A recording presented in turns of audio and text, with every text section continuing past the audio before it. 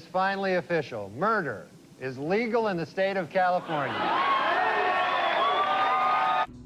All right, here's the deal. This is a very difficult video for me to make because this is one where I'm probably going to tick everybody off. Because my particular position regarding this subject is very different from essentially everybody's. And I'm going to try to keep it short so I don't run out of space on my phone, frankly. All my notes are on a single sheet of paper, so let's just get right into it. So, as of a couple weeks ago now, Kansas election took place and some discussions of this constitutional bill being passed. And long story short, I decided not to vote. Not because I'm pro-choice, not because I'm pro-life, because I'm very pro-bodily autonomy, but I'm also anti-abortion. If you're confused, allow me to explain.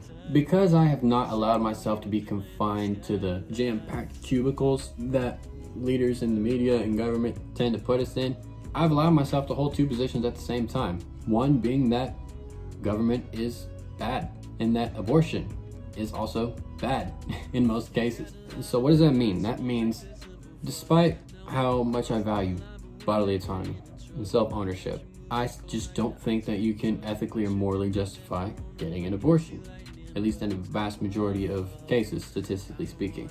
And on the other side, I do believe that life begins at conception. I do believe that when you are pregnant, you are no longer only responsible for yourself, but now you're responsible for somebody else too. I do believe that when unique life is formed, it cannot be terminated and should not be terminated for any reason.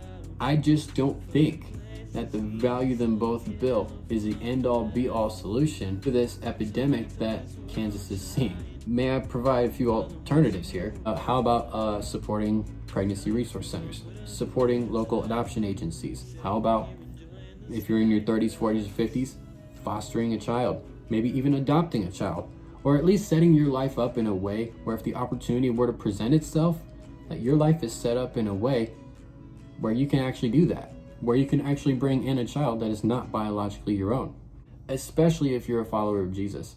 What more practical way to be the hands and feet of Jesus than to literally become a father to the fatherless and be a living vessel of what kind of God our God is, father to the fatherless.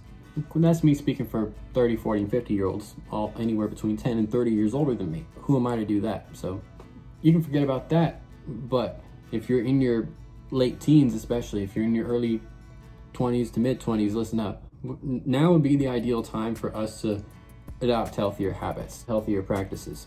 Things like being much more intentional about the things that we do and the things that we don't do. Being more careful about the people that we hang around. Being more careful about who we let in, pun and not really intended. Especially young women. I don't mean to be the guy to tell you what to do, but little piece of advice. Don't let any man put you in a position, pun not intended, where you might be at risk of stepping into something that you don't intend to be stepping into. I understand taking risks, but when you start messing around with the possibility of starting a family, you want to be very meticulous about who you will allow into that in that certain regard. And so yeah, just be careful about that. And this last point goes for everybody, but especially people in the church. Just be careful.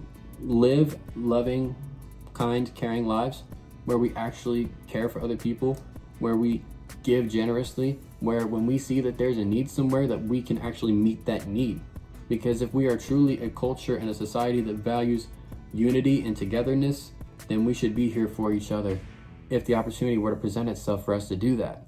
And especially if we're in the church. There are a lot of young pregnant women out there that are very unsure about the state that they're in.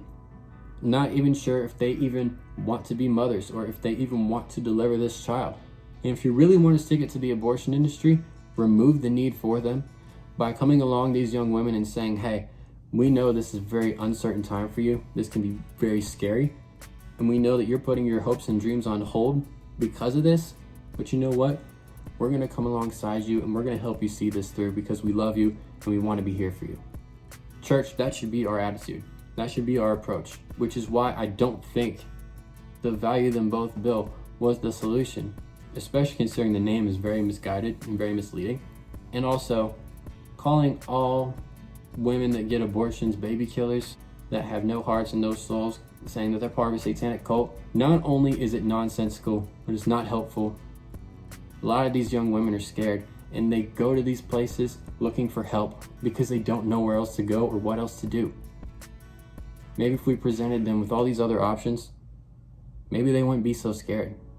And maybe we wouldn't see a need for this conversation to continue. But for the love of the Lord Almighty and everything good in the world, just stop lashing out at each other, please. If anything, just take it all out on me. I'm the perfect guy to do that too, because there's likely something in this video that ticked y'all off. So dwell on that and bring it my way. Just don't bring it at each other anymore, please, honestly.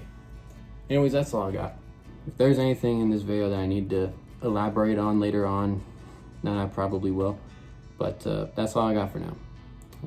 Y'all have a good one.